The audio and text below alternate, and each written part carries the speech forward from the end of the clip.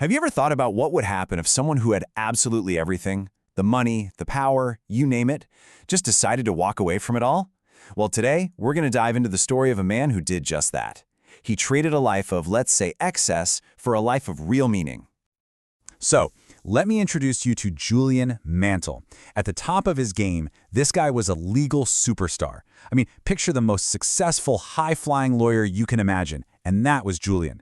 He was the firm's young star, the rainmaker, the one with a framed Winston Churchill quote on his massive oak desk.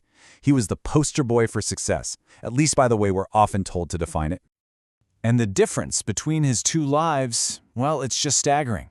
On one side, you've got the lawyer, with his prized red Ferrari, always chasing the next big win, the next big pleasure. And on the other, a monk, in a simple robe, finding genuine joy in the smallest things. You know, one life leads straight to a heart attack at 53. The other leads to inner peace. So, how on earth does a man go from being spiritually empty to so richly inspired? That's really the heart of this story.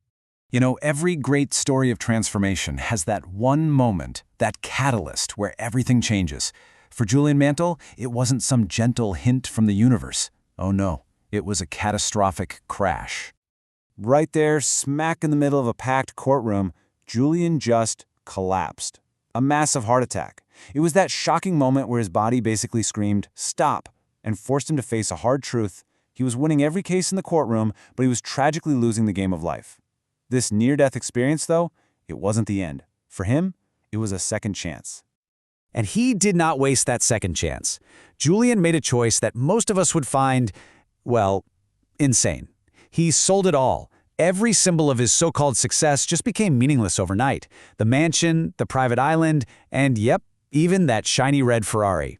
He literally shed his old life like a snake sheds its skin and set off for the Himalayas looking for wisdom from this legendary group of sages at a place called Savannah.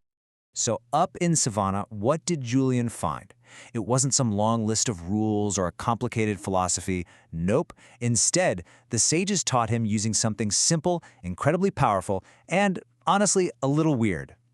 They shared a mystical fable with him. Okay, so the fable starts in this beautiful, totally silent garden. And this garden represents the first big idea, your mind. If you tend to it, if you cultivate it, beautiful things are going to grow. But if you neglect it, weeds will take over. Simple as that. And then, things get strange.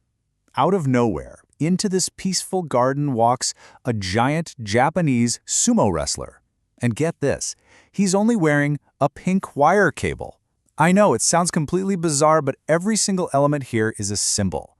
It's a piece of a puzzle that holds the secrets to a truly enlightened life. And the story just gets weirder. The sumo wrestler finds a gold stopwatch, but then he suddenly collapses.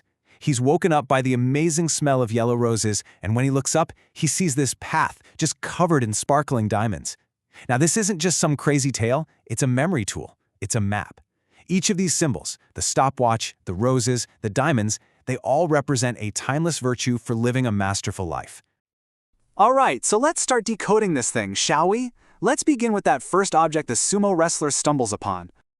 That shiny gold stopwatch? It symbolizes time. The sages taught a really simple truth. Mastering your time is mastering your life. Think about it. It's our most precious commodity, and it's totally non-renewable. Once a moment is gone, it is gone forever. We just can't afford to waste it.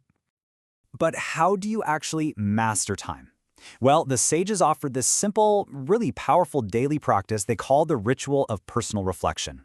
Here's how it works. At the end of each day, you just take a few moments of silence to think about your actions. What did you do right today? Where did you go wrong? But the key, and this is crucial, is to commit to making immediate improvements. It's all about making conscious daily course corrections. Okay, so from mastering our time, the fable takes us to that path the sumo wrestler sees, and this reveals the secret to something we are all chasing: happiness. That long, winding path covered in diamonds represents this huge idea. The sages taught that we shouldn't be waiting for some big thing in the future to make us happy. You know, I'll be happy when. The joy, the diamonds, they're already scattered all along the path we're on right now. The real secret is just to slow down and notice them. So what does that actually look like day to day? Well, it means slowing down enough to appreciate the simple gifts all around you. It's about not missing your kids' first steps because you're too busy climbing some corporate ladder. It's about really experiencing your life as it's happening. Like the author was told by an old man that he was really into breezes. How great is that? It's about finding that sense of wonder in the ordinary. So we have mastering our time, and we're living in the present. But what ties it all together? I mean, what's the fuel for this whole new way of life? The answer is passion. Passion acts as your purpose, your own personal lighthouse. It's that guiding light that gives direction to everything else you do. It's the why behind it all, lighting up the path forward, especially when things get tough. The sages taught that so many of us have just lost our passion. We do things because we feel we have to, not because we love to. Reclaiming that fire means breathing excitement and energy into everything, from your job to your relationships. It's about turning that feeling of obligation back into love and finding that deep internal drive again.